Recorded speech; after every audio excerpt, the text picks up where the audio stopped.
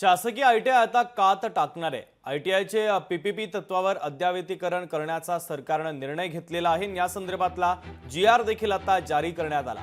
कौशल्य विकास मंत्री मंगलप्रभात लोढांनी या संदर्भात निर्णय घेतला होता। तर वर्षाला 1.5 लाख कुशल रोजगार निर्मितीचं उद्दिष्ट आहे। राज्यातील 419 आयटीआय मेकओव्हर करण्यासाठी आता फायदा होणार आहे।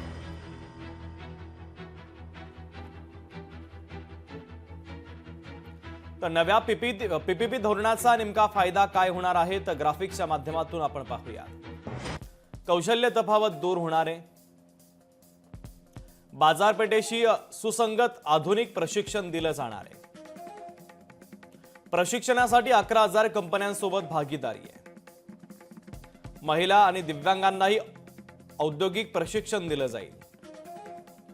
अनुदानित प्रशिक्षण मिळणार आहे। शिष्यवृत्ती आणि विद्यावेतनाची संधी मिळणार आहे। जागतिक दर्जाचे आयटीआय तयार करणार आहे।